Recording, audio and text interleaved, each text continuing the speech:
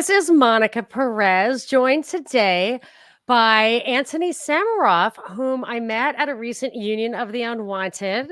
I've heard him on Charlie's show, Macroaggressions, on Sam's show, Tinfoil Hats. I'm sure you guys are familiar with those, and maybe you've heard Antony before, but let's get to know him a little bit better. Hello, Antony. Thank you for being here. Hello, Monica. I can't tell you how thrilled I am to be on the phenomenal Monica Perez show.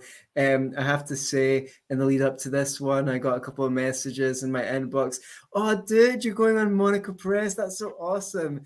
She's one of my favorite voices in this space. And it was, yeah. Thank you. And I think we were at Childeberg together, maybe, without actually meeting each other. We've definitely been at one or two events together. And someone said, to my shame at the time, I was like, who's that? Monica Perez is here. Oh, she does a really great show. I was like, oh, cool. Yeah, we'll get into that topic of shyness. So I don't know if I said hello, but now it's funny because a seed can be planted and come to fruition a little bit later. And I liked your vibe on Union of the Unwanted, so I'm glad to come here to I don't know. We'll find out to what. Yeah, we'll find out. So here's the thing. I've heard you talk. I got your most recent book, which I definitely want to talk about. Big Pharma. Okay. Guess it quacks like a duck. I love it. It's also, I think you can get the ebook at 7pharmamyths.com. Is that correct? Yeah, that's kind of like a precursor to it. It's like Okay. yeah, like it's like half of the book, let's say, yeah, a teaser. So yeah, you can get the free book at 7pharmamyths.com, or it's even better if you buy it. Yeah, no, I encourage that. It's got the 7 myths in there, which is why I thought maybe it was fully overlapping. But I like physical books anyway. I bought it myself, and I really want to talk about that.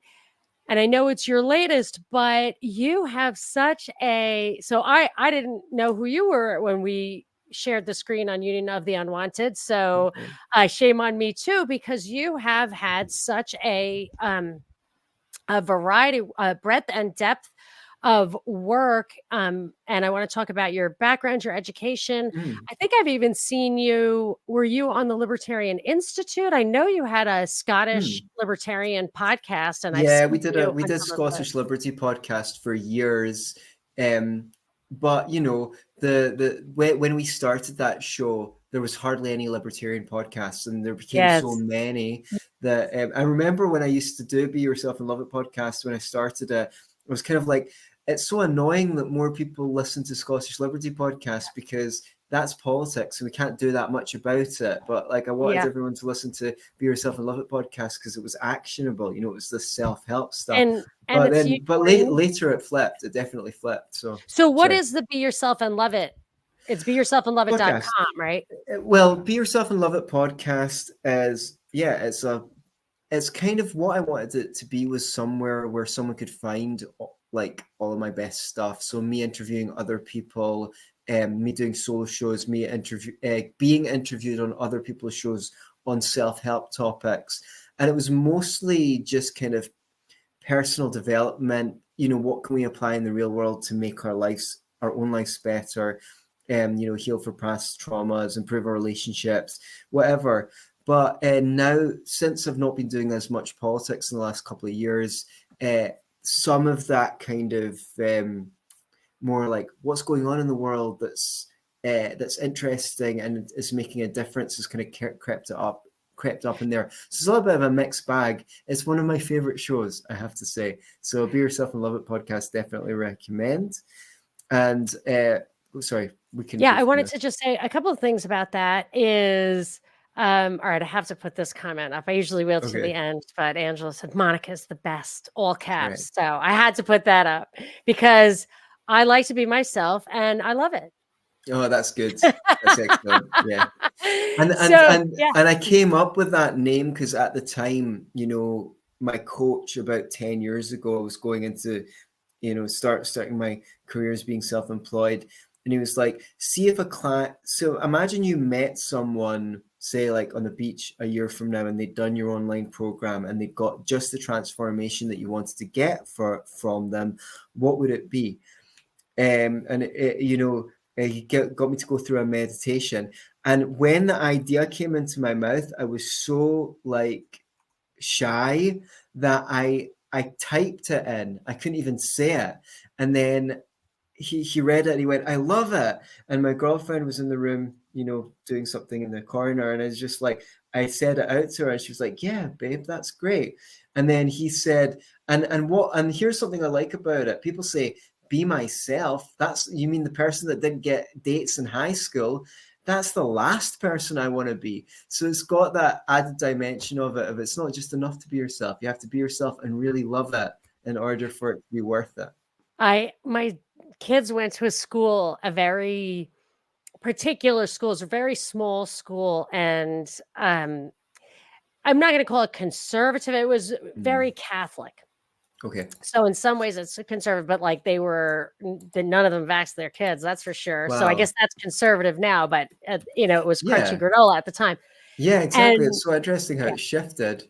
But what she said to my daughter, I remember I went to like a little meet and greet with the other moms and I was walking out the door. My daughter said, remember, Mom, don't be yourself. And I was like, okay, I got you. Oh, wow. That's amazing. Right. And that just it's kind of funny and cynical in a cynical way. You're in the wrong place. But it wasn't for me. It was for them. So I just, kept a lid on it. They don't like me to bring my conspiracy theories to even that side stream world.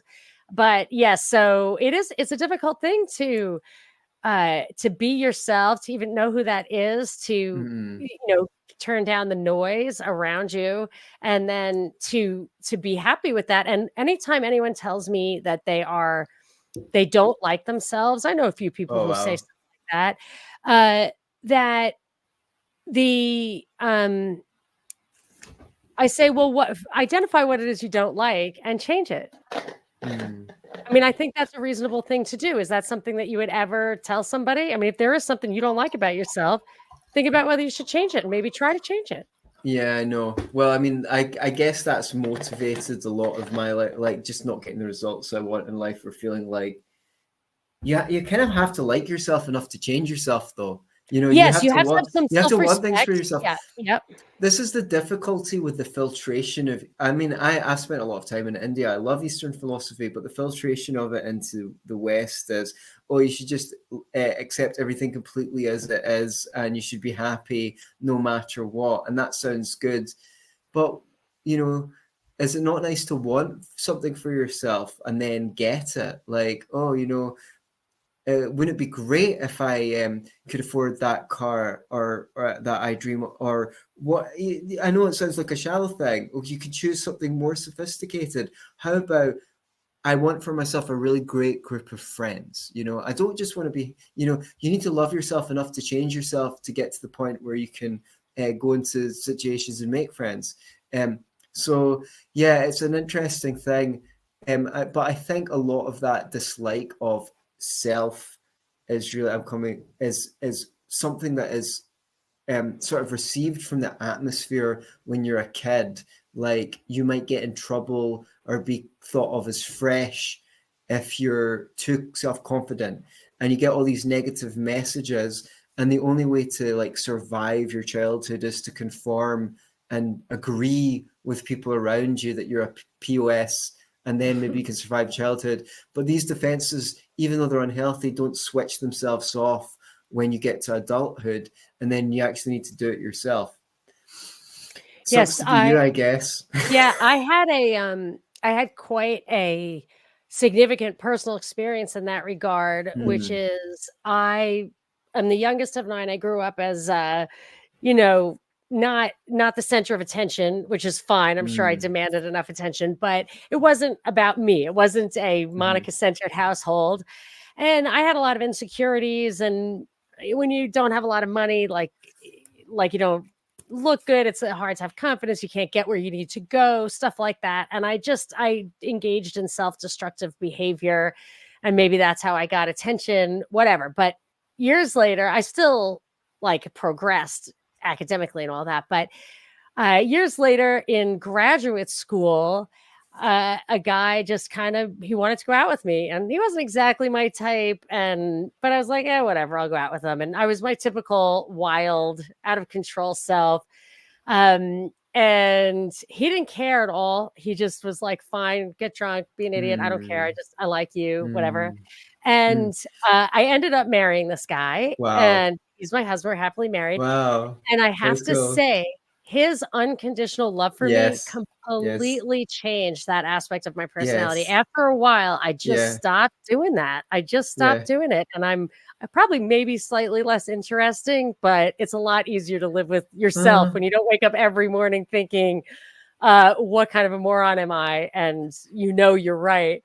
So, be unconditional love or the lack of it can really impact how much you have to give to yourself, how much you are going to take care of yourself, I think. Yeah, and you get all these messages, especially from parents, and then later on from peers. Oh, this part of you isn't okay, and you kind of edit them until one day, if you're lucky, you get in a relationship with someone who accepts you more than you accept yourself, and then you might be tentative or scared, and you let a little part of that show, and that person's like, oh, that's okay. I remember, I'm thinking back myself, maybe about 11, 12 years ago, I had a partner where, sometimes I'd want to say what was on my mind, but I'd literally freeze, right? So that's trauma. And at first you take it personally and think she'd done something wrong. And then I just say, no, like just kind of frozen a bit. I want to, and she's like, oh, okay. And like would coax things out of me. And I think most of my girlfriends did that in some capacity or other, like encouraged a little part of me out of hiding. And when they accept you for that, then you get to practice. And then you can become more of yourself and love it. I think, yeah. So so it's kind of important for us to put ourselves in an environment where we're nurtured. Another thing that I would like to add to that is that oh snap, I had it a second ago and it was gone. That yes, when you're unskillful with some part of your personality, you get negative feedback because you didn't deploy it with enough confidence. And this is one of the difficulties of assertiveness. People who don't give a shit just go and say what they think all the time, and no one expects anything different from them. But see, when you're a people pleaser, you say your mind, people can smell that you're not that confident, and boom, they challenge you. So that deters you from doing it in future. But what you need to realize is you need to persist. You need to commit, and you need to do it 3 or 4 or 5 times. And then you have follow through. And then you go, oh, what do you know? The ground didn't open up and swallow me. I'm actually allowed to make that slightly off-color joke, and people like it. Or, I'm allowed to be more assertive. I'm allowed to say no. I had to practice it, but now that I've practiced it. So that's another thing. We're not charitable to the fact that there's parts of our personality that are just in embryonic form and need some watering and development. And that's the challenge of social skills.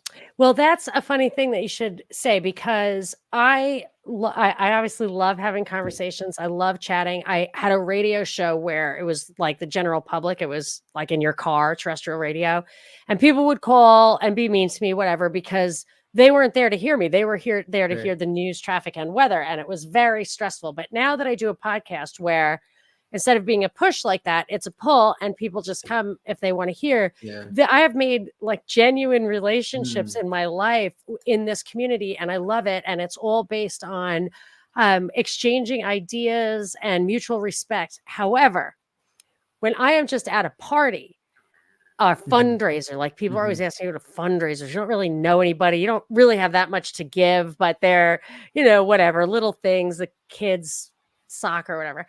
And I just have a terrible time. And I cannot, it's almost impossible for me to talk about stuff that isn't important. And when I talk about stuff that is important, it scares people. They don't want to hear it because they don't think I'm right, and they disagree on such a shallow level, a superficial level, that it's impossible to talk to them. If they were like a hardcore communist or something, and they wanted to talk about the origin of property rights, we could disagree and still have a good conversation. But it's just stupid stuff. And so I can talk. It's not that I can't talk. I obviously can talk, but small talk, when you have a book called like How to Make Small Talk, I just don't know how to do that. I just don't know how. And I feel so stupid when I like I overshare, or like I obviously don't have the same opinions as other people, and I worry what they think. Why I care. I don't know why I care what they think, but I do.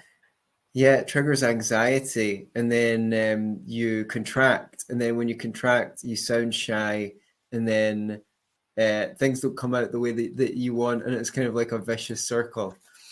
Yeah, so that's a booklet also that's on Amazon Kindle. I meant to revise it, like triple the length, and put out a paperback, but lots of stuff happened, including lockdown, that I'll go back to it one day. So it's only on Kindle. How to Make Small Talk. Do recommend. That was my what that came out of is me myself trying to get better to navigating social situations, and I did. And what I realized along the lines was there's a set of particular challenges that come up in social situations, and there are always more or less variations in a theme. So, but the problem was I couldn't pick out one thing and practice it in social situations, because they're dynamic. It's like, when you're learning to drive, you can't pick one thing to focus on and only focus on that, because driving's happening around you. So what I did in that period was I created a group on like meetup.com, and I started running a workshop called How to Make Small Talk. And what I did was I developed games to train on these particular things and particular skills. So and they were really effective. They helped me as well.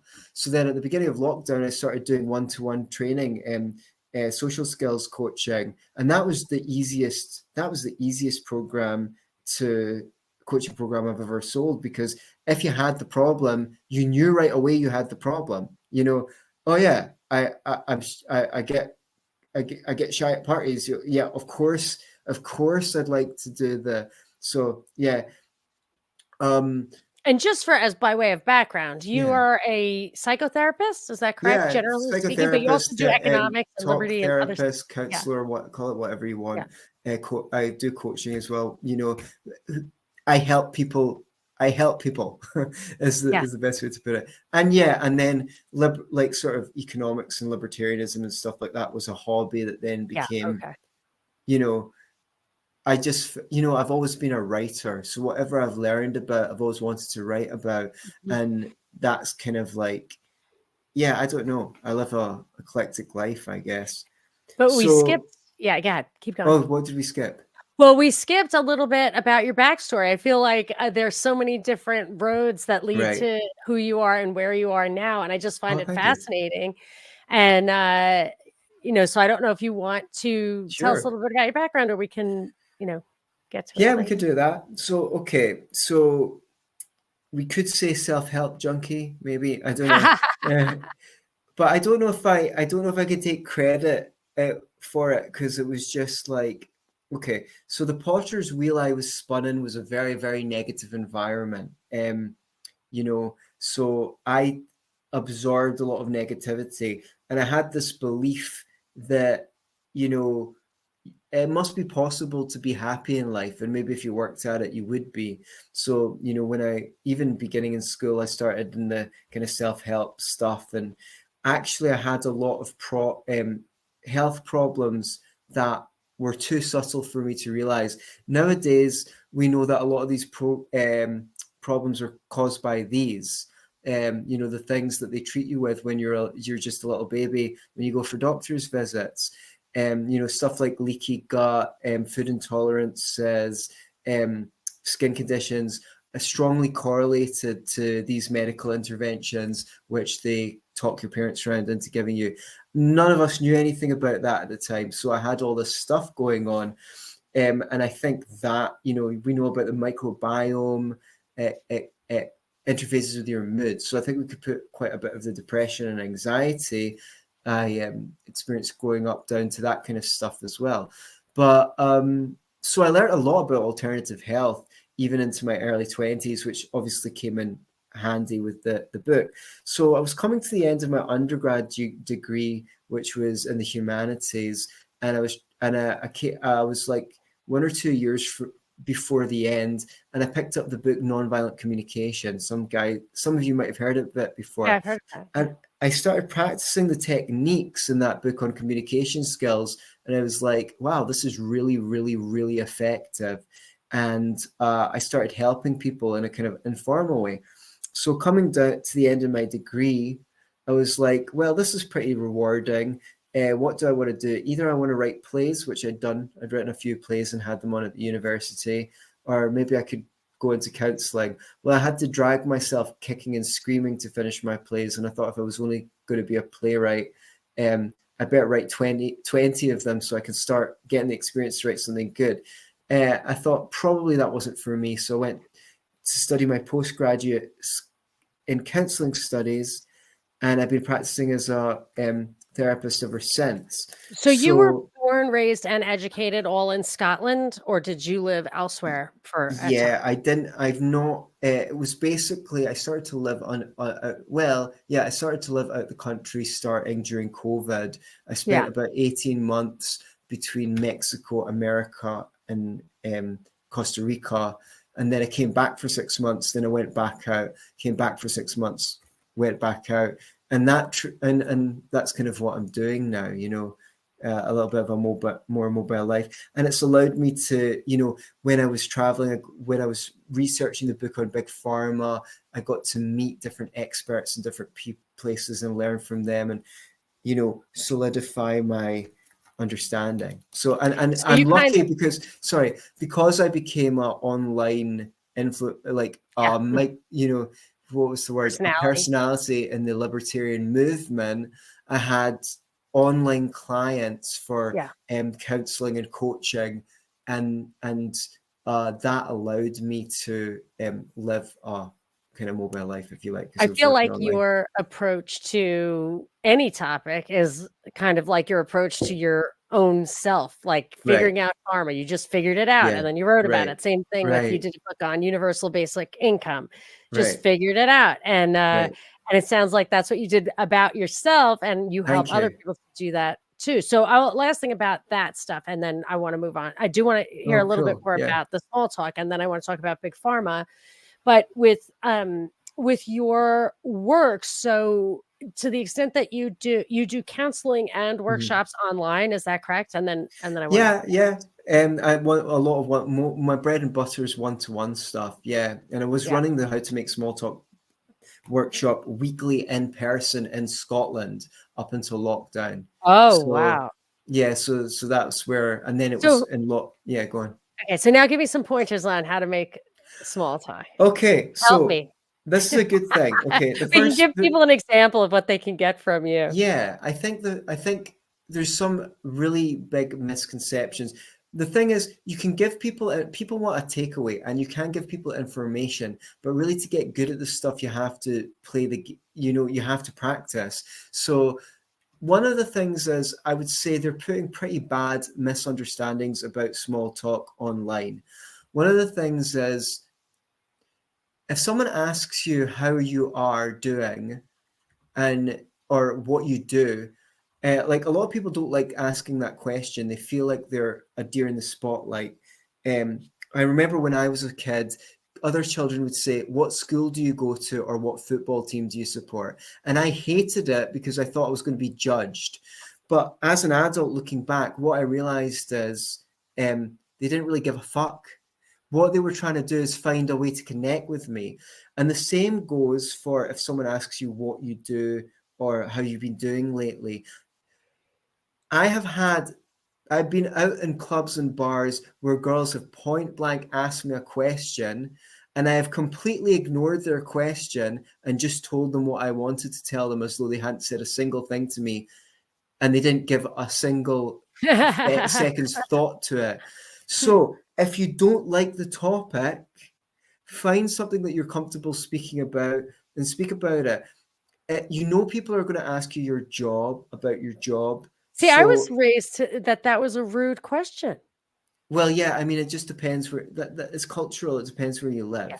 So, well, I think it also depended on the fact that my father maybe didn't think being a truck driver was as cool as I thought it was. So he didn't want people to ask. But people are going to ask you about it. So have a fun question. I hate it when people ask me. Have something fun prepared. Yeah. I don't want to tell anyone I'm a podcaster, because then they're going to listen to it. And oh, right. Okay. My kids think me at a party is bad. Wait till those people listen to the podcast. I had a friend who was an accountant, and he was like, yeah, but it's easy for you, Antony, because you talk to people online and stuff like that. I'm an accountant. That's fucking boring. I'm like, why don't you just go, I'm an accountant. And it's really cool. I'm really looking forward to getting the third screen put in my office next week. I've got 2 screens, but getting that third, and or just something, or sometimes, people ask me what I do, and I can say, I'm the guy who scrapes chewing gum from underneath the. Yes, I could do that. Yes, I could definitely do that. Or I go. I tell people pay me to tell me about their problems, or ask them to guess, and turn it into a game. It's your job to make it fun. Great idea. Right. That's a great idea. So the first thing is, you don't need to talk about stuff you really, really don't want to talk about. You're entitled to change the subject. 2, if you go online and you say, how do I get better in social situations? They'll give you some really bad advice. And that is, people love talking about themselves. Just I've heard ask them questions and listen really well. That's really bad advice, because see, when you first meet someone, they're trying to find their feet with you. If you ask them a bunch of questions, they feel the way that you feel, like deer in the headlights. Am I going to be judged? So what I recommend people do is give them some material. Say a couple of sentences, and don't give short answers. If someone says, where are you from? I can say, oh yeah, I'm from Glasgow. It's the biggest city in Scotland. Yeah. But it's not the capital. Edinburgh's the capital. Edinburgh's a bit nicer to look at, but people say people in Glasgow are more friendly. There's so much someone can take that with. They can go, oh, that's funny, kid. Yeah, because my hometown has a rivalry with the next town, and they say we're more friendly or something. Okay, so give people something to work with, and the way that I recommend that you do that is, anytime someone asks you or you make a statement, think, can I add one more detail to that? Let me add another detail. And then add one more detail to that if you can. But start small. And look, you will see how much more alive your conversations become. So those are 2 good bits of advice. Okay. And third, it doesn't have to be really, really interesting.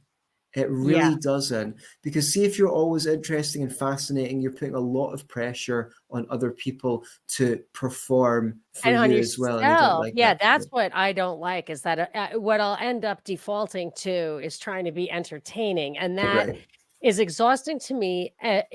People are either like, this person's a narcissist, or they use you as a crutch, and they don't really like you. They just want you to be the one who's doing all the talking. All right, okay. I've had that problem before. But I had a DM from somebody who wanted me to ask you a question. I have to remember how it was put. It was something to the effect of, in social situations. So this guy has, all right. So let's say in social situations, you have people you like, people you know, and then there's other people, maybe at a work function, a Christmas party or whatever, the other people from the other department, or maybe you're snobbish and you don't like the secretaries and you're not a secretary, whatever. There's a bunch of people there you don't really care about, and maybe you don't even like. but you gotta, is it fake to go with a smile? I mean, if you turn your back on them or never get to know them, then it's awkward at the next party. Like, how do you deal with the people That's don't nice. really click with? Well, there's different ways to approach this. Even when in you're an being institution, you are going to stay like a company. Even when you're being authentic, you're being authentic in a context, right? And I think people would be surprised at how many people that they don't like if they were actually forced to spend a long weekend with them and overcome some challenge together. They'd see an underside of them that they really, really did like. And this is, always being represented in movies. Two cops get put together that don't like each other, and then by the end they're right. And it's true. If you spend some time with people, you usually start to find things about them that are quite lovable. So what should you do?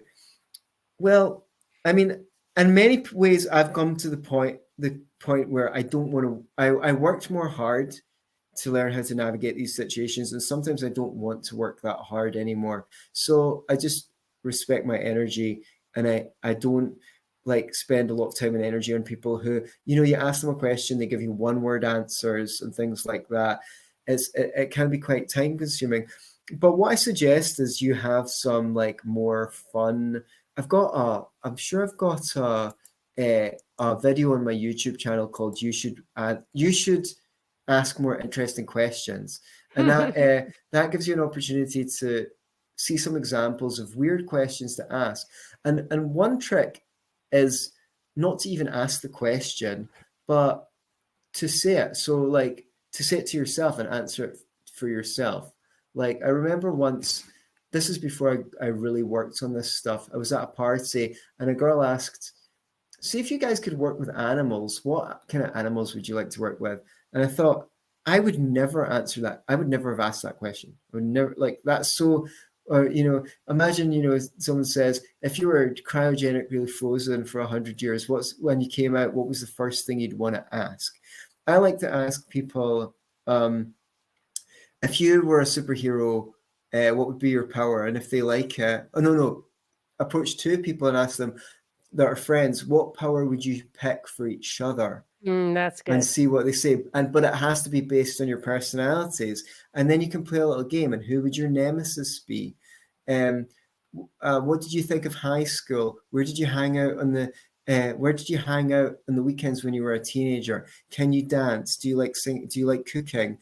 And you can answer the question yourself first to make it easier for them, and then make a couple of comments about it. I don't like cooking that much. I find it stressful. Sometimes when the meal's done, I really enjoy it though. I guess I like dishes that have tomatoes in them and are creamy, right? You're making it easier for other people to talk. Now Monica Perez can hide behind her social skills, because if you don't feel like talking about conspiracy truths, you don't have to. My son gave me a great one recently, and he was just doing it sincerely. He wasn't trying to make small talk with me. We talked for hours. He said, and my daughter was there too, and he said, if you could overnight without trying, just wake up tomorrow morning and either know how to play a musical instrument or know a language, which would you choose? Those are both good. And then after that, you have to say which instrument or language and then why. And it was so fun and he wasn't trying to be fun. He was curious to know the answer. And I ended up saying, I'd rather have a language, and I would learn Italian. Well, I didn't even think of that. And I was like, why? Because Italy is so awesome. And they just have the best food, and I just want to go hang out there. It'd be great to speak Italian. And then he said to me, well, there's a hierarchy of languages, how easy languages are to learn. He's taking Russian right now. Right. But he said Italian is, I think, the easiest language to learn for people who speak English. So then I was It's like, you could actually do that. Yeah. And now I'm thinking, I might just do that. And I'm not going to tell my husband, so that one day I just start speaking Italian and he falls in love with me all over again. Oh, wow. Yeah, I was thinking that as well. Like in terms of bang for a buck, like if you're getting a freebie, you might want to choose Italian, or sorry, you might want to choose Chinese or, Oh yeah, because you can do Sanskrit. How about Italian on your that? own. Yeah, wouldn't that be amazing if you could just magically Good get point. See, this is a the great conversation starter. yeah, exactly. So that shows. So what I mean is, in these kind of work do's, like the thing is, what I would do with if someone came for me to coaching with this is we try and prepare in advance so you can try something new out. You Because can it's go into that. nerve-wracking. Yeah, You get yeah. nervous and that shuts your brain down. Right. And then you can try it out and see what the result is. And I said, guys, try and choose a question and ask it to like 6 different people. Because the first time you might do it, you're not going to be skillful at it because you're not used to communicating in that way. So you just give up. But if you try it a few times and see where the conversation goes, you go, oh, I can see, like, for my superhero question, I can expand on that and go, and who would be your nemesis and what would be his power? But because I can see what color would your cape be? Yeah, You gotta have a things girl will open in up. there. What would your costume look like? Yeah, so it's like it would be interesting. It's like you can ignore those people if you want to, but you could make a kind of game out of seeing if, like, hey, can I actually make something happen? Like, instead of sitting around at this work function waiting to be entertained by someone, could you create a scene, like something interesting? Could you make something really fun happen with people you didn't think you got on with? Yeah, I mean, you could even do it with the cape thing and just say, like, pick somebody else in this room, and then let's go ask them, like, and what superhero do you think that guy would That's pick? really And then fun. That we is, could go ask him. yeah. Because I think that if you don't if you have that attitude in an institution where you're gonna be for a while, people start to think you're a jerk. And Right. even if you're really not a jerk, and I just feel like socially it's expected to be a little bit superficial. Aloof, yeah. I Well, just if you can't connect with people because you only talk about serious things, which is fine with me. That's what I yeah, prefer. But I'm not really in an institution, and I used to be, and I wasn't great. I would just get nervous and drink, which is why I was such an idiot yeah. all the time. I think a lot of the time what jerkiness is like fear of getting into a situation where you feel uncomfortable, right? And maybe they feel on some level that they're not going to connect with you, and you feel like you're not going to connect with them. So everyone's kind of got their back up a little bit. And that's part of the function of alcohol, which is just to melt the barrier away a little bit. But what I found when I got better at this stuff, I still feel in every situation, social situation, I'm still learning all the time. But what I realized when I got better at this is I had more access to my personality in social situations. So whereas before I did it, my sense of humor would really come out around 5 or 10% of people, whereas now it's like 80, 90. I can get, and instead of waiting to click with someone, I can create a click by using my humor, by being more, by being, by putting myself in social situations and doing things I felt uncomfortable with. I became more comfortable being myself, and I became Got more it. Like, skillful at being myself.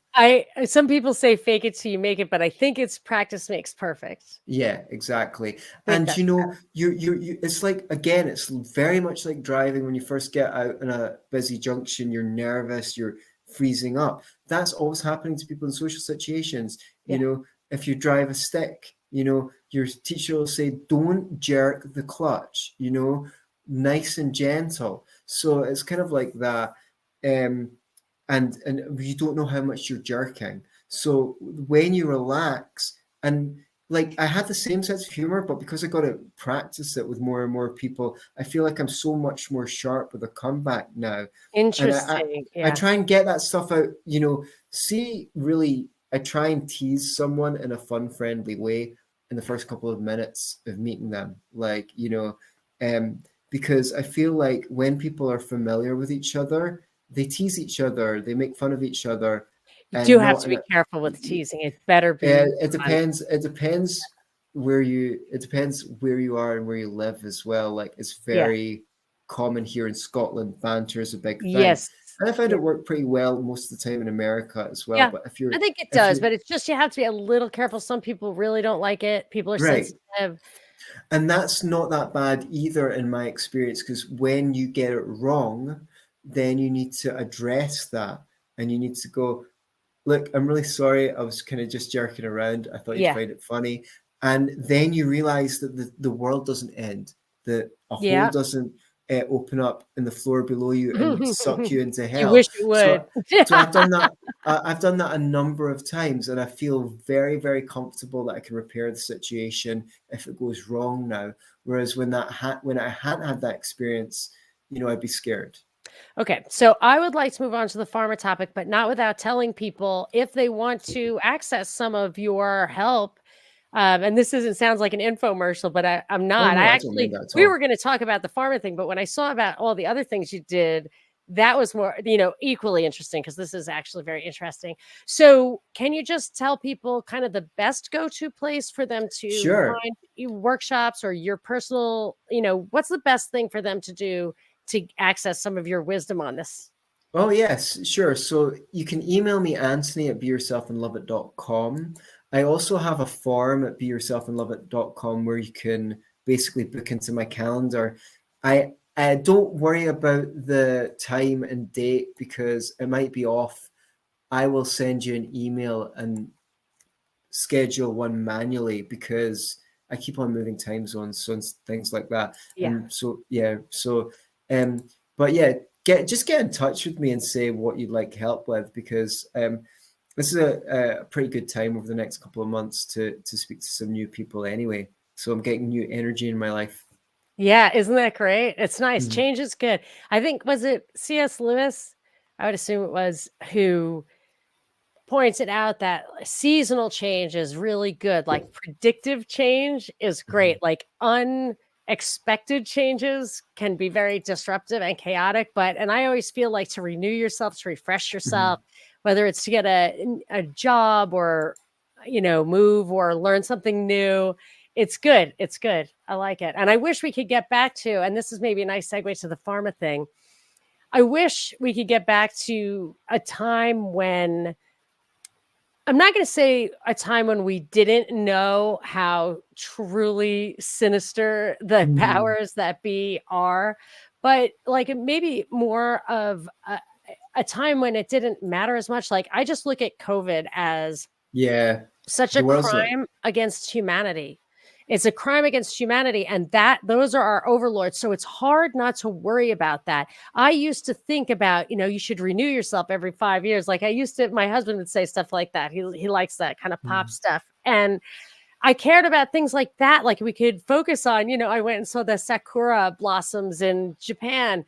That would be something that would be like a lifelong dream, but and it would be cool, but I feel so much worry about the world. And I like the way that you have said, there are things you cannot do anything about, and there are things that you can do things about. So stop worrying and start controlling what you can.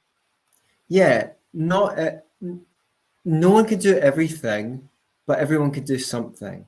So, have you ever, some of you guys might have heard Mike Rechtenwald. He wrote some good books about, springtime for snowflakes and stuff like that. And once we were on a call, and he said, but don't you worry about I can't remember exactly what it was. It was the social justice warrior, the culture war stuff. And I was like, no, because that's your job to worry about, Michael.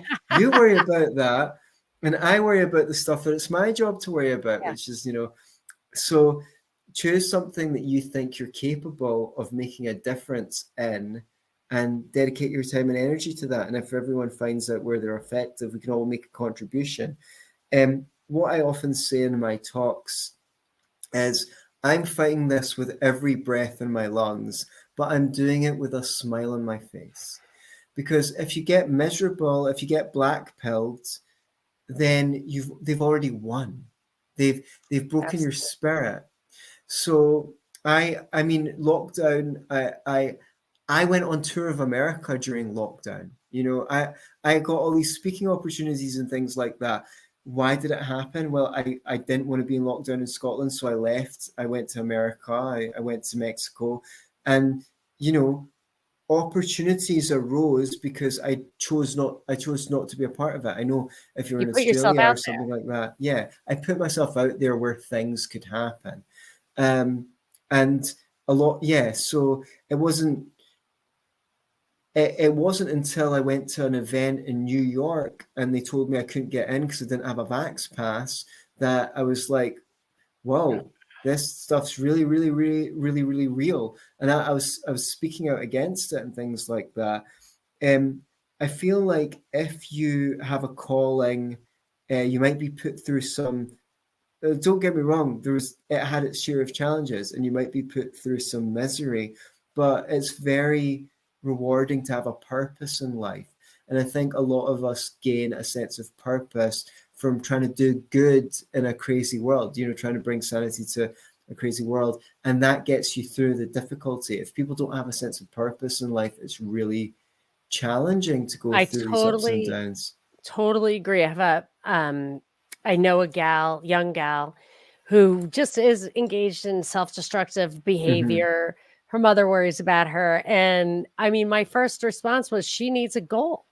She needs a goal to work towards, something that she values, that she can spend her energy on. And until you have that, and I'm lucky because my kids, despite my every effort, and I have a lot of witnesses here, I'm just like, buy a farm. I'll give you the money for a farm. Learn how to make, ferment foods, please. One of my daughter wants to be a lawyer and my son wants to be a doctor. I just feel like I don't know where I went wrong. But the upside is that they're so focused on school and they do internships and they're learning things. And I'll tell you, on the way down to the tunnels, as the system circles the drain, as long as there are still laws, it's not bad to have a lawyer on your side, hoping that she's on our side. And it's always nice to have somebody who can sew up a wound in the tunnel. So I'm fine with it. But the fact that they're focused on it, even when social things happen, whatever, that anything that upsets them, they get good grades and stuff, and they feel like they're working towards something. And it's easier to say, okay, this too shall pass. Like you need a goal. And I find that extremely important. And something that contributes to the well-being of others. When you feel like you're making a difference, when you feel like you're helping people, it really uplifts your mood. Agreed. You feel like that you've got a purpose beyond yourself for being around here. So is that why you do things like take on subjects that aren't necessarily going to further your your paycheck, or maybe it will. I mean, people should buy it. Yeah, I don't know. You put a lot of effort into this, and sure. I mean, what made you decide? Because you really have to decide to write something like that. And then I want you to tell me about it. Well, okay, so I came back from traveling for 18 months. The weather was miserable for 2 months, and so was I. And then the weather turned, and I suddenly had a really good mood.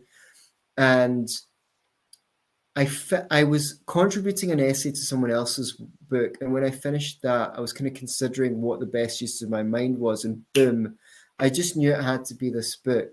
I'd already written about the economics of healthcare. I'd ghostwritten a book for a naturopath, and I learned a lot about natural health that way. Plus everything I learned from, overcoming my own food intolerances and things like that. Yes. Well, no, I hadn't done that yet, but my other conditions that I'd mitigated and things like that. You got to tell me about psoriasis. I'd done all these fasts. So yeah, basically, I felt like a lot. First of all, I'm a theatre critic, or at least I was. I wrote like 150, 200 theatre reviews. So what I developed was a punchy style, and that's why people like my writing. Yeah. They're like, oh, it's so chatty. Now, most people writing this space are doctors, scientists, economists, people who are kind of boring, no offense. So, but what I wanted to do was take not just the sort of medical history side of it, the economic side of it, the natural health side of it, but kind of give a panoramic view, give a summary of everything that people needed to know to really get under the underside of it. And I felt like I was the only person who could do it. And after COVID, I felt like, or still at the tail end of it, maybe, no, it was kind of just after it, I thought there was really nothing better I could apply my mind to. So I was getting up every day and I was working at this, and I had such a sense of purpose. And that's what got me started. Yes. And it took a lot longer than I thought it would. But all right, I want to actually get into the myths, but you have to tell me before I forget, how did you cure your psoriasis? My son is plagued with it. He has Down syndrome, so he has celiac, and the psoriasis, I mean, it just tortures him night and day. Actually, Stella gave me some amazing, our friend from Australia sent some awesome goo, and I put it on his legs. It's awesome. And I wrapped saran wrap around it, and it has been improving, but I'd rather improve from the inside out with that. So it's not really a simple question to answer, unfortunately. So what's the diet like? And he's hard to control because he has Down syndrome. So yeah, but he has celiac, and he will not eat gluten. Right, he won't. Okay, so that's good. Do you notice when he has dairy that it has an effect? No, what I noticed about dairy is once we eliminated all grains, dairy was no problem. Okay. I believe sincerely that the dairy issue is 100% related to grains screwing up your biome, but I have no evidence for that other than an definite personal experience. Well, yeah, I mean, it depends on the integrity of the tube, let's say. Yeah, after a few months without grains and dairy, you can heal enough to eat dairy again, but I don't think you ever really should eat too many grains. Right. Well, I mean, yeah, this is a controversial point, because the thing is, these injections have casein in them, which is an ingredient that's in cow's milk. So when they inject that into you, they can create food sensitivity. Yes. So these jabs are actually creating food allergies. What do you remember? Did you see when your grandma was a girl, did all her friends have peanut allergies? No. My mother was very old, and she had nothing. She would not go to a doctor, and she lived to 95. There's a legume oil from peanuts in some of these injections, right? Oh, so the peanut allergies do not come from nowhere. Okay. I wonder where the heck they came from. Right. Okay. So the thing is, what we tend to think, and it's a case-by-case basis, is if you've got skin problems, it's to do with the gut. So it is like a restoration thing. For me, I did like a lot of fasting and long fasts as well. Juice cleanse where you have nothing but liquids and things like that to give the whole system a rest and things like that. So it's difficult to manage. Yeah, exactly, because you're not in control. Yeah, exactly. He's too strong. So getting rid of the grains, that obviously was a really, really good thing, because there's a high level of sensitivity to those. And I think anyone with skin conditions should be thinking about cutting them out for 60 to 90 days. If you go and look up Tim O'Shea, he's got a whole detox. He's got a whole detoxification program, and that includes supplements and things like that. How do you spell that? Is it Tim Tim Tim O-SHEA? It's on his YouTube channel. I'm very aligned with he wrote the book, Vaccination is Not Immunization. So this is like what I wanted to do following the book is, run a detox retreat a few times a year, 10 days, 4 times a year, and have people come down so I could teach them what all the protocols are, and they could take them home as well. But I would need to have a bigger profile, and people need to get in touch and say, I'd love to come away for 7 days or 10 days or fortnight to Yeah, do that would be that, very you know? good too. Yeah, Nice way, because nice I've learned excuse. so much, and people can get firsthand experience of doing it though. So Okay. one day. So yes, and when that day comes, you are welcome to come tell us all about that and Okay, spread cool. the word here. Okay, so generally speaking, I want to talk about how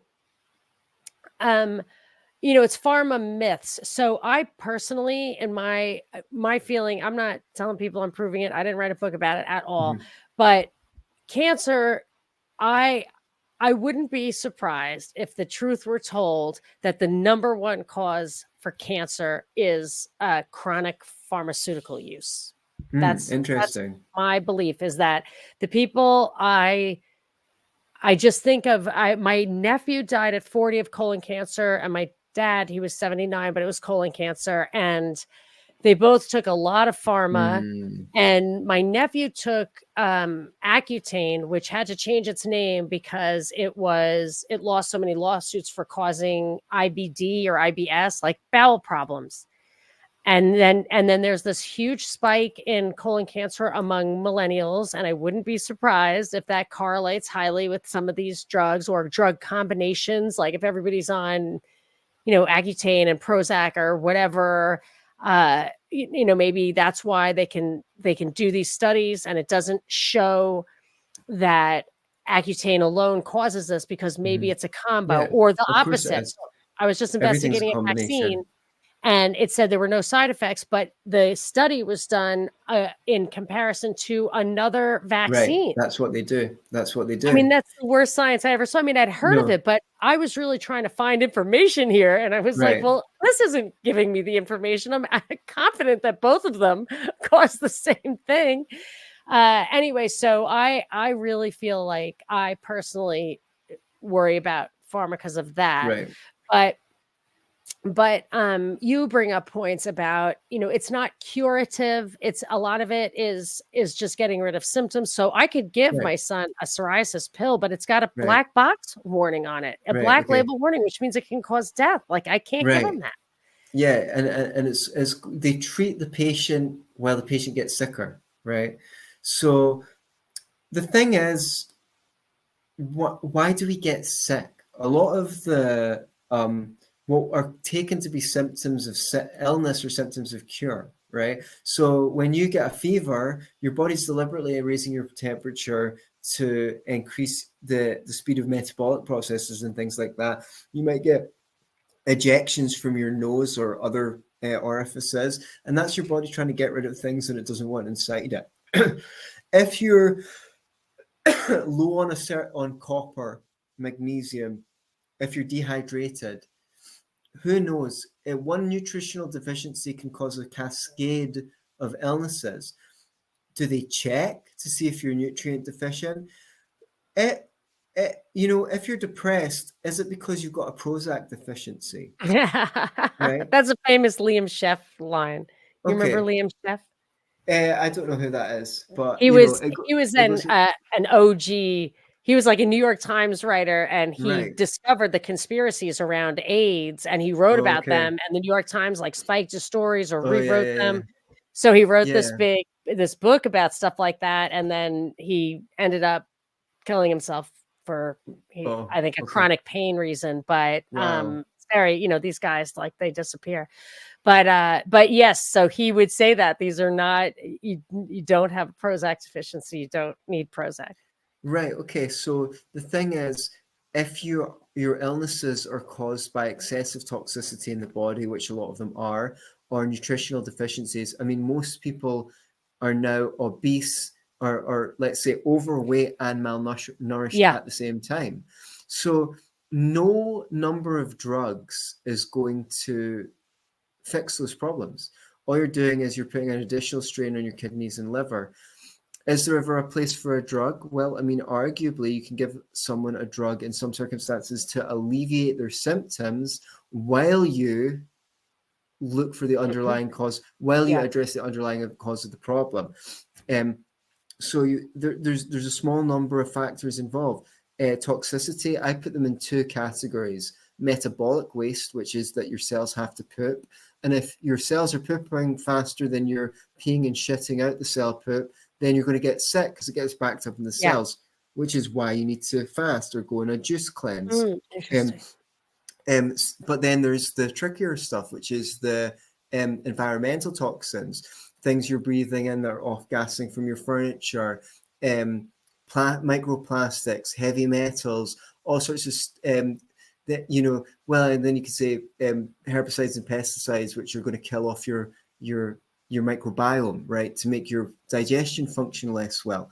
So then there's toxins, there's nutritional deficiencies, then excessive tension in the muscles, often caused by trauma. You know, then there's the energetic flow, which some people believe in, you know, chakras or channels and chi and stuff like that. And then there's the social and psychological elements. And then maybe you had an injury. Do you know what I mean? So there's a limited number of factors, but drugs, the body's not a chemistry set, so you can't just say they now admit that depression isn't caused by a lack of serotonin, but let's just pretend for a second that it was. When they give you that antidepressant, it can't just act on the serotonin in your brain. It must necessarily act on the serotonin which is used in your digestive system and also the stuff that's used in your so-called immune system. So you can't. So the body's. There's a whole cascade of domino effects, and once there was I mentioned this in the book. They had a drug. I can't remember what it was for, but it accidentally caused hair growth in a small number of patients. So they just switched the side effect with the intended effect over and said this was a hair growth tablet that changed your blood pressure. Do you know what I mean? So there's no such thing as a side effect. There's only an effect. And if anything, you know, side effects are actually diseases. If you if you take an NSAID and it gives you a headache, they've given you a new disease, right? So, wow, that's so true. So don't take drugs unless you absolutely have to. Is my view. Yeah, because that's actually the problem with the psoriasis cream that bothers me, is that there's an underlying problem, obviously, and we've just got to get to the bottom of it, and it's very difficult. He gained weight recently. I think that contributes to it, actual weight itself, fat in the body. But anyway, we'll see. So what is your view on kind of what's the motive? How do they get away with that? You know, why do we all believe kind of something that's not true about pharma? Why do we all have faith in it? Why is it the default position? Is it, you know, you think that they wouldn't lie, they couldn't get away with it, media would you know, journalists would tell them out. Like, why do we all believe it? Well, you know, people trust their doctor, and even people who are skeptical will say, oh, you should go and get checked out. You know, when I was learning about fasting, my mum would say, oh, you should speak to Jonathan, my older brother's friend, Graham. He's a doctor. And I'm like, why would I speak to a doctor about fasting? That's like speaking to a priest about motor car racing. I fasted with the supervision of one of the world's most preeminent fasting experts in the world, right? With almost more experience than anyone on the planet of supervising fasts. Why would I ask? But that's what people think. So I guess they think that it can't, like, first of all, also the pharmaceutical companies take credit for everything that surgery's achieved. So the fact that, oh, doctors saved my dad's life when he had a car crash. Okay, when it comes to trauma crisis care, they're miracle workers. If you get a cut, a contusion, if you burn yourself and need a skin graft, it's amazing what they can do. But I have to tell people, surgery is not pharmaceutical medicine. Yeah. And that's how part of the way they trick people is by lumping them together. And then there's the fact that people think we're living longer because of pharmaceutical medicine, when actually it's because we've got refrigeration and fresh water and, you know, We live in bigger sewer systems. Yeah, we've got like sewer systems. We live in bigger and of spaces course than it we used would to. be. Yeah. Think about it. That's why they say the birds have avian flu, because they're in their own poop all the time. Right. Okay. You know, they look sick because they're sick. And we have access to, it's got worse over the last 50 years, but we've got much better access to a far wider range of healthier food than everyone had when they were poor as hell. Do you know what I mean? And now the food's worse because the nutrient content isn't as high and it's sprayed. So but life expectancy has been going down since 2013. So that's taking But let's its toll. just talk about the food thing for a second. It could, just to play devil's advocate, it could be that people aren't starving because we have mass-produced food, and it's a rich man's problem that it's not good enough for you. So if I went to Whole Foods all the time, I would have a much better diet than if I just lived with the bare minimum of regulatory compliance, which I think is obviously not working because Whole Foods has a better outcome, and the regulatory constraints are probably non-binding on them. But anyway, so so what do you think about that? About it, or is it that it's just the price of not having people who are hungry? Oh no, I mean, you could I think we create enough food for 10 billion people a year. So we definitely have the capacity for 14 billion, twice the Earth's. Right now. No, like I had a really great guy on my show, Rory from Ecozyme, I think his company is, and he was talking. He's in business, teaching farmers to farm in a more let's say ecologically friendly way, and their yields increase as well. So it's more of like a propaganda thing. Like we could. The thing is, you have to realize that in most of history up until the Industrial Revolution, a tremendous percentage of people's income was spent on food. Like, I don't know what it was because I don't know how much housing was. Like more than 100%, probably sometimes. A tremendous percentage. And now, that's what being poor is. More than 100%. Yeah. Then as we got richer, we got used to spending a smaller and smaller percentage of now we've got cost of lockdown crisis and massive inflation. So the price of produce has gone up a lot. But even paying that bit extra for organic food, in the grand scheme of history, you weren't spending a huge percentage of your income on food, really, compared to what they did in the past. So if we were willing to invest in, it wouldn't be that hard to restore the soil with minerals and things like that. It might take 20 years or something like that. But it's not that hard to do, and people would be a lot healthier. Yeah, I wanted to say, so I always was a big fan, or I believe that it was a good thing, and I think he definitely believed he got a Nobel Prize for it. I forget his name, but he was responsible for what was called the Green Revolution in the 60s, where his discovery or invention, I forget what it was, made the yield of any given piece of land 4 times what it had been before. Oh, wow, cool. And I was like, okay, this guy single-handedly ended poverty. But I read more recently, I mean, I'm just reading squiggles on a page. I'm hoping they're correct, or, that I can believe at least this far. But I read recently that really wasn't sustainable, that there was a kind of rebound effect over time. And it left people like in India, for example, no longer connected to their heirloom or heritage ways. And they could not return to a more basic kind of farming, and the Green Revolution stuff wasn't paying off. And so it kind of makes the country dependent on exports or imports, and maybe, more chemical based farming and stuff, that it actually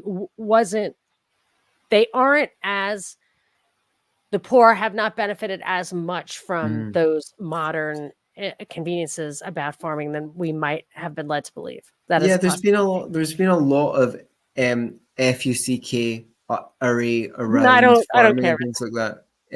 Well, yeah, and they went to the so-called third world and bought up tons of land at knockdown prices so that they could force the peasants to work on whatever terms they wanted, and they sold growing tobacco with tons of chemicals on it, and then people couldn't get off the dependency on growing tobacco.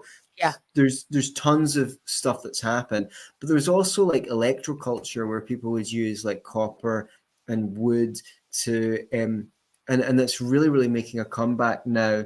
People are doing their own demonstrations where they treat water in certain ways, and there's intelligent ways of using water as well, where you only need to use 25% of the water, and all these technologies and things that are just not in public circulation anymore.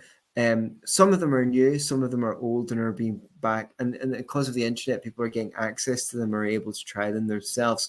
There are much better ways to farm. One of the things that happened with enclosure movements and things like that is the people who had the wisdom of having lived on the land for ages and ages were kind of dispossessed of the land, and people who didn't have the wisdom of the old ways and how to get good, healthy crops in a sustainable way were no longer in control. It was they've used the state a lot to put big agricultural companies in charge of everything when it comes to growing food. That's not necessarily what would have happened in a free market. Yes, that really bothers me when this stuff that absolutely would not happen in a free market are used to pillory capitalism. Yeah, that's what always happens. I mean, I can't stand it. Yes, I can't stand it. And I heard someone recently mention that big ag and big pharma, there are some combinations where the same company owns both. And I mean, if it is an oligopoly, and I think one of the biggest kind of trust busting cases or whatever, I think was Archer Daniels Midland, which is a huge big ag company here, where some kind of collusion was afoot. And all I'm saying is if they're colluding, if there's a few enough players and they collude, they don't have to actually compete to give the even just variety, just general variety would be enough. I mean, but yeah, I definitely smell a rat. But there's also the FDA and advertising that seem to be captured. Hey, it's a medical mafia they've got. I mean, I knew a guy, he was in Maryland, again, fasting people, and the Maryland Medical Board came to him and said, you're practicing medicine without a license. So he wrote to them and said, according to your own guidelines, practicing medicine is prescribing, treating, and diagnosing, or something, prescribing, diagnosing, and something else to do with pharmaceutical medicine and surgery. And I'm not doing any of those things. And they were like, well, people are coming to you and getting better, so you're practicing medicine. So we got to shut you down. And he told me, he was like, I had one of these moments of clarity earlier on, a bit later, when I thought I should have said, well, if people are coming to me and getting better, I definitely am practicing medicine. Yeah, exactly. I was on the phone to another guy who cured himself of colitis, and his doctor said to him, how come you're getting better and all my other patients are getting sicker? And he said, well, that's because I don't take all your poison chemicals, drugs, doctor. Oh, ha, ha, ha, ha, ha. They were laughing. Right. And eventually his doctor told him, look, off the record, I support what you're doing. I think it's fantastic. But I am actually at liberty to tell my other patients with colitis about it because I'm liable. Right. So it really is a medical mafia. They're so limited in what they can say. I'll read this book. It's a book called Global Censorship of Health Information. And the subtitle is The Politics of Controlling Therapeutic Information to Protect State-Sponsored Drug Monopolies. And the author is Jonathan Emord, E-M-O-R-D. I've tried to contact him many times. I've never gotten through, but he was the lawyer who argued in front of the Supreme Court that the information should come out that folic acid prevents spina bifida, and they did not. He finally won the court case because the FDA would not allow people to say it. That's right. They won the court case, and he had to sue again to get it enforced because despite losing in the Supreme Court, they continued to prosecute people for censoring this and for not censoring this information. And there were real babies born with spina bifida who would not have been. And now it's de rigueur. Every pregnant woman takes folic acid. Right. And, that's just one example of a non-pharmaceutical, which is a nutrition-based treatment. Now, there are reams and reams of studies demonstrating that nutrition-based protocols work to reverse all sorts of diseases. The problem is when the doctor goes to find out what to prescribe, they go into a computer with a database, and guess what? None of those are in there. And even if they were, doctors aren't actually legally allowed to prescribe anything but surgery and pharmaceutical medicine. So one, their hands are tied, and two, they don't even want to know about it because it creates too much responsibility for them. And they don't learn about nutrition in school. And I'll give you a really good example that happened to me personally. I get cold sores on my lip. They're disgusting. I would get them every month for my entire life. Finally, I discovered Valtrex. This amazing drug. I would take. You have to take 3 huge pills, in the morning and then again in the evening. It's like 6 different pills. God, get out of here, my dog. Anyway, there's someone at the door. So you would have to take all these pills, and the generic didn't really work. Only the brand name, and I think there's something like $30 each. And this insurance doesn't want to pay for it. And I was complaining because I said, I don't want to believe in viruses, but what is this thing? I don't know. And this antiviral is the only thing that works. And a tweet said, you should figure out why you get cold sores. And I was like, I don't know. And I did. And it's a lysine and arginine should be have a ratio in the body.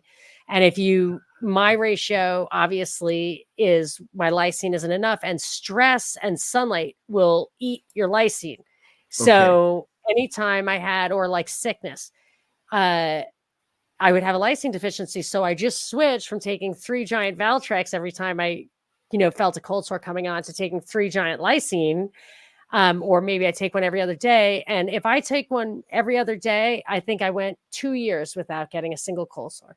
It's just a lysine deficiency, and lysine you need it for stress and everything. So I was suppressing that symptom, depriving myself of a very basic amino acid that I absolutely needed. And I would really I would challenge anyone who's had cold sores. I took 1,000 milligrams a day to prevent it, but then I started nosebleeds because it's also a blood thinner, which is probably good for some people. But you got to be careful with it because it's a natural substance. But I got 1,000 of them for $15, not a half a one for $15. And so I'm just saying there's proof positive that there's a nutritional answer to this thing. It is absolutely not shared by, I've been to many doctors over this. Yeah. I recommend for anything in that kind of bracket, hydrolyzed collagen. I put that in my bone broth. Right. Okay. So you can hydrolyze collagen for cold sores or other symptoms and really? and other organs. It's probably loaded with lysine. Yeah, exactly. Amongst other things. And what the thing is, the scientists were really clever, and what they did was they took the peptides and cut them into smaller pieces. I figured they were just using lysine. So they're just more bioavailable, So people used to boil up chicken feet or something like that to get collagen, but the hydrolyzed collagen is just like so much more absorbable by the body because the scientists did a really. I actually think it improved my complexion quite a bit when I started taking collagen because it's what you need. Right. Yeah, it's exactly. What your skin they started doing it out there in the East for cosmetic reasons to make their skin look better, and then they discovered that it actually treats quite a lot of diseases as well. So it often now gets used for those. So yeah, cool. Probably I always saw it as a collagen deficiency, but you've got even more specific than that. So it could be. And actually, I caught my son using protein powder. He's like working out a lot. He's like, "Mom, you're wrong about this." And I just read you really should do it with there's another, is it another word for it, or is it another substance? It's the collagen peptides, and then there's just gelatin. I think gelatin is a related substance, but I read in this Kate Deering book, How to Heal Your Metabolism. She just makes a protein drink out of stuff like that. If you need protein, and she likes, do it with bone broth because it has phosphorus, and that, calcium, phosphorus, animal muscle. I know you're like, I don't know if you're a totally plant-based guy still, but we're not. And you just have to know some things about how to balance. We overconsume muscle. I think that's why all the studies show, or that's when they point to studies that prefer a plant-based diet. I think what they're actually identifying is overweighting animal muscle in the non-plant diet, whereas you need liver, you need chicken's feet, and you need phosphorus to offset some of the hyper nutrition in the muscle. That's a book I recommend to you, although I know there are different philosophies of nutrition, but it's called How to Heal Your Metabolism, and it's by a woman named Kate Deering, Deering. She's in the realm of Ray Peat was a health researcher who's controversial, and he was originally labeled an absolute conspiracy theorist because he said, "Do not eat seed oils." Right. And now I would say anybody who really looks into it will say seed oils are not, generally speaking, a great basis for your diet. Yeah. A lot of stuff is coming to light at the moment. Well, I mean, there's let's say there's a lot of fertile ground for debates at the moment on all things nutrition related, and it's kind of in some way good that people are going at each other hard, because maybe through it that we'll be able to filter out some answers. But yeah, I mean, if you're going to eat animal products, organ meats have got nutrients in them, things like that, and these things could be used as medicines for specific conditions. So yeah, I mean, so it's everything is context related. Yeah, and actually, now that we're talking about it, and I see JC has a comment here. It says, so many symptoms are caused by lack of collagen in the modern diet. It's great for skin problems, digestive health, joint health, and so much more. Maybe, I mean, it's hard for me to take things away from my son, but it's not, it's not hard for me to give him things. So I could supplement. He loves bone broth, and I imagine if I gave him bone broth, and it's just so easy to stir in collagen or gelatin into the bone broth, it might help with the integrity of the gut. Yeah, it's something that might help with that. I can't give any guarantees. No, but I mean, it certainly isn't going to hurt. I mean, I know that because I've been using it myself for quite a while, and it does nothing but help. I mean, I am absolutely confident that it supplements my many skin, many factors of my skin regimen. Collagen is an important part of that. So I don't want to. I want to encourage people to support you and to get this great little book, Big Pharma. Guess It Quacks Like a Duck by Antony Samaroff. But I don't want to. I hear the author's a genius. Yeah, he is. Well, he's certainly a what would you call it? Well, my mother would say a Renaissance man, somebody who knows a lot about a lot. I think she, you're an autodidact for sure. You obviously taught yourself a lot of this stuff, but I don't want to leave this topic or wrap this up without making sure that we've covered what you think are kind of the most important things for people to know, both about this topic and about yourself. Okay. I was born of a swan that fell from a meteor. That's like, no. That comes from your theater background. Okay. Yeah. Right? Does it not? Yeah, one could say so. what I would say is the body is intelligent in what are mostly taken to be symptoms of disease are the body trying to clean itself or figure out how to compensate for some dysfunction, which is why pharmaceutical medicine can never make us healthier. You can maybe use it to mitigate your symptoms while you get to the bottom of whatever's going on and comfort yourself, but it's not alone going to make you healthy. And soon you'll be on 2 pills and 3 pills and Lord knows. So yeah, as you said, it's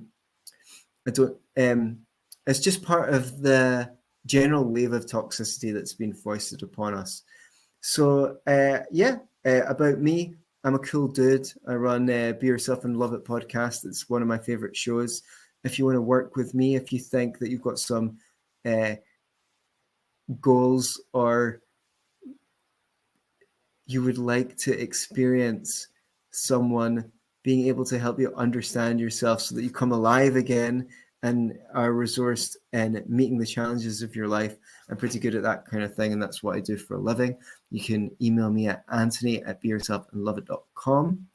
I'm very grateful to have been a guest on the phenomenal Monica Perez show, and I hope we can do this again sometime.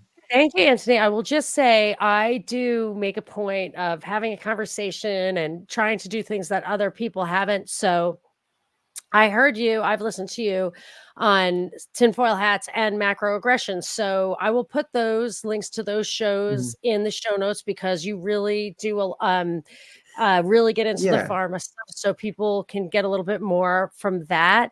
And I would certainly say that now let me see if anybody had any. So next time you have a workshop or something you want to talk to us about, I mean, well, why don't you get us in touch? Okay, people out there, if you would like small talk workshop, email me Antony@beyourselfandloveit.com and we'll run one, or get in touch with Monica and we'll run one. Okay, and I actually may. Well. Yeah, I actually may. How many people would you need to do it? It's a small number of people is good because people get more attention. If there's lots of people, we could split it in 2. We can split it in 3. Okay, that sounds good. I just figure, I could probably personally gather together a handful of people to start with. Cool. So let me check that out. Okay, so let's stay in touch. I'm going to post this, all the links to your stuff on the Monica Perez show, and we'll talk soon. Maybe we'll gin up one of those workshops. If you are interested, you can Antony@beyourselfandloveit.com is his email address. Mine's Monica Perez Show @gmail.com. And until next time, thanks everyone for coming, and thank you, Antony, for coming. And don't hang up. I need you after we're out. Cool. So hang on just a second.